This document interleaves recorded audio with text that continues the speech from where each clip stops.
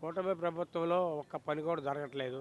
వాళ్ళు నడుపుకుంటాం బీజేపీ, తెలుగుదేశం, జనసేన ఈ ముగ్గురు కలిసి దోసు తింటున్నారు. ఏంటి ఒక్క పనులు కూడా అమలు పరచట్లా. ఇవాళ జగన్ గారు కోటి సంతకాల సేకరణని పెట్టి గవర్నర్ గారికి సమర్పించడానికి ఇచ్చేస్తున్నారు. ఆయన ఎప్పుడు వచ్చినా కోట్లాది లక్షల మందిలో జనం వస్తారు కానీ